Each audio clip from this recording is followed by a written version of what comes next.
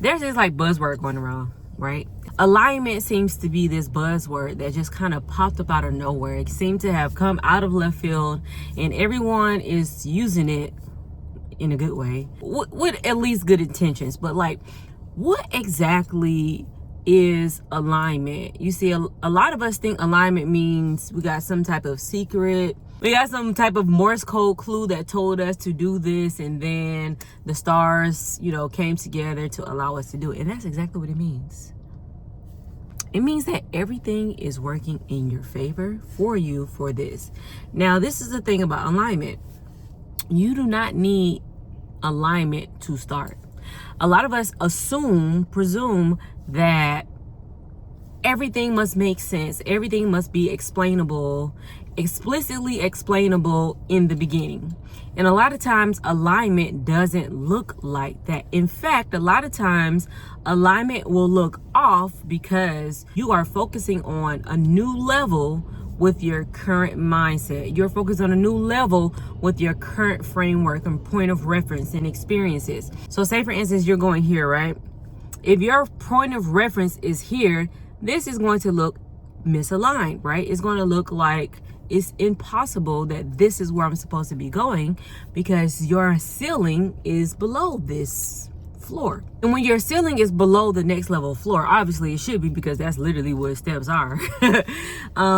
But if you are reading too much into it, you are mislabeling it as misaligned. It's not for me, at least right now. And that could be a very sticky situation, because when you are mastering your mind and going to another level so that you can transform your life, like when you are literally building momentum in your life, the next level is going to be out of place. It's going to be scary, really. It's going to invoke the things in you that you've never felt before. And if you have, you've likely always run back to safety. And that's why it's going to feel misaligned, because it's going to feel unsafe for you to go to this new height. At the same time, that doesn't mean that it's not aligned. It just means that you haven't reached its starting point yet to see, to feel, to experience the alignment. All right, hello and welcome back to another video. Thank you so much for joining me today. My name is Spivey, and if you're new here, welcome to my channel, where we are going to be learning how to master our minds so that we can transform our life, so that we can get more fulfillment out of this life. So if that interests you, and if you are ready to build more momentum in your life, please be sure to subscribe. I would truly appreciate it. All right, let's get back to today's video. In the same breath, I want to also reiterate that doesn't mean that everything is for you all the time, obviously, right?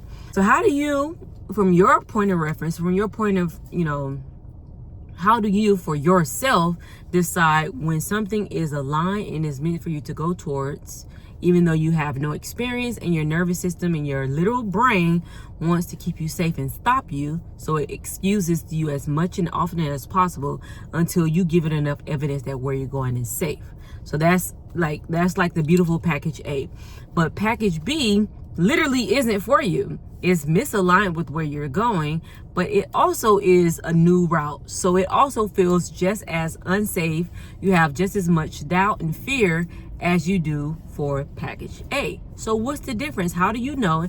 And how can you, with your lack of experience, determine which package is for you, when you obviously can't predict the future, when you cannot quite confirm whether which one is aligned with you? Well, for one, do not assume that alignment means perfection. Alignment in no way means perfection.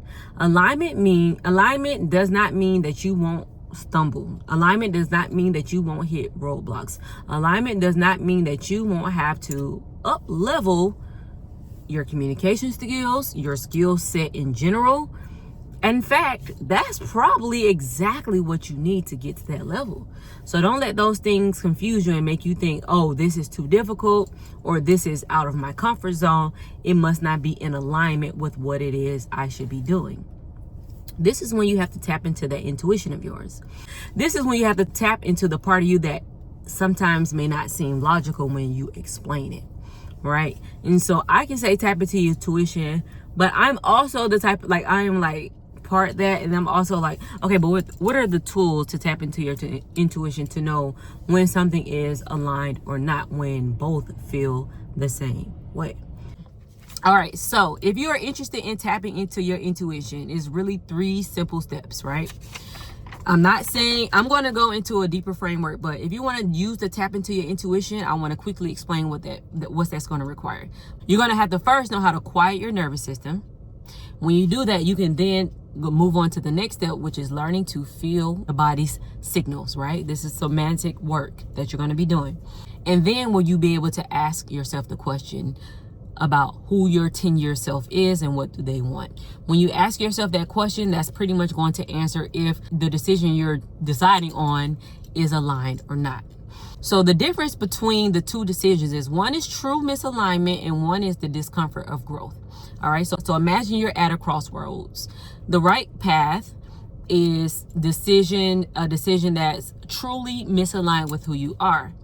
And the left path is a decision that's just growth discomfort. What's the difference? So true misalignment feels wrong. It's literally a deep inner drain. It's a violation of your values or doing something that pulls you away from who you want to become. It feels heavy, it feels hollow, it feels lingering. That's true misalignment. But then growth discomfort, although it's sending your brain the same signals of unfamiliar danger, it's fake misalignment, because although it may feel like friction, you may feel fearful, you may be feeling underqualified and overwhelmed just by the thought of what it's going to take to get to the next step, right? That's called cognitive load. It can feel intense, it can feel fast paced, it can feel like, I'm not ready for this. That sharp feeling may be because your brain is fighting the upskilling required for the next level. So one way, true misalignment. The other way is just growth discomfort. But if you're new, if you're inexperienced, and you want to tap into an actual framework that you can use, this is what you're going to do. So when you're thinking about the framework that I'm about to share with you, this is how you decide which way you're going to go. Although it may feel internally the same, this is how you get to the next level if you aren't experienced. And I would like to put this in there.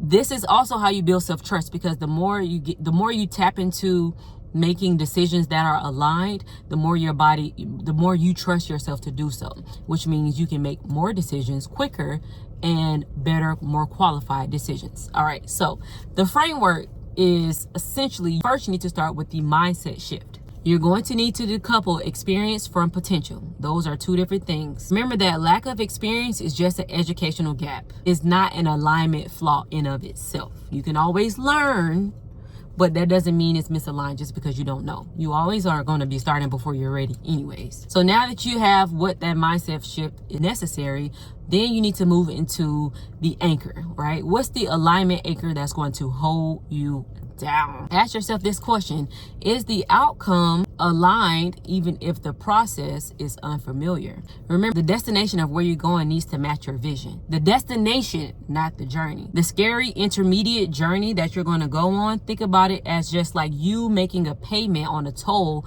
to cross a bridge to get to where you need to go. That's going to be you upskilling, like learning a new skills, learning in general, doing something differently. That's just the price you pay to cross the bridge to your destination. That doesn't mean stop at the bridge and never reach your destination just because you have to pay taxes on it. No, pay the toll, put the work in, and so that you can cross the bridge and get to where you're going. All right. And then the last step, which is also important, is the micro action strategy, right? Micro action strategy. This is where you have to take action to familiarize your brain with the evidence that this is okay. If you're new here, I attempted my own 100-day challenge 4 times before it was successful, right? On the 5th time it was successful. And the reason that it was successful, first, the goal for my challenge was for me to lose as much weight as possible. It was a weight loss goal. But the reason it was unsuccessful for the first 4 times, there were several reasons actually, but the main reason was because I was trying to do too many things too quickly. The steps, the strength training, the change your diet, the count your calories, the drink a gallon of water, all of the things at one time when I hadn't done any of that. And so the reason the 5th time was successful, finally, after 2 years and 4 attempts, the 5th time was successful was because I did one thing, one micro action every single day for 100 days. For me, that was walking no less than 10,000 steps. Once I showed my body, my brain, that I can do this, I was then able to slowly add on habits and stack those habits. But it started off with my first successful 100-day challenge of me building self-trust by showing up for myself every day. I used the Excel sheet. I created me an Excel sheet to track my progress and to type in my steps so that it's like adding up to 1,000,000. And I also had a physical poster board on my wall so I can write on a day-to-day basis how many steps that I took. And it was just reinforcing how important this micro action was. And you want to step in and lean into the micro action because it's going to retrain your brain, and then you'll be able to settle in to knowing that the decision you made is aligned, right? So when facing an option that scares you, you need to choose the smallest possible step that forces you to build the cognitive evidence without overwhelming your nervous system again. All right. So that's all you're doing. You're just showing up on a day-to-day basis, doing the thing, getting it familiar with it so that it doesn't overload your nervous system. It doesn't scare you. It doesn't overwhelm you. And then that's a part of the journey that's going to get you to your desired destination that is aligned with who you are and where you want to go. All right. Make sure you follow these steps and you'll be able to make the impactful decisions that are necessary for you to transform your life, because that's what we're doing over here. We are building more momentum to create the life that we so desire, that we look forward to, that only we can craft as creators of the Creator. It's so delicious when you say it like that. I love to say it like that. I love to live this in my real life. All right. So I want you to stop waiting for alignment to feel cozy and perfect, right? At the next level, true alignment often masks itself as intimidation because it's going to require a new version of you. So step up to the plate. Don't delay anymore. Step up to the plate and take your best swing. All right. That's all we have for today's video. Thank you so much for watching. In the meantime, in between time, my name is Spivey J, and I hope you have a beautiful day. All right. Peace. You're beautiful. I hope you know that. I hope you know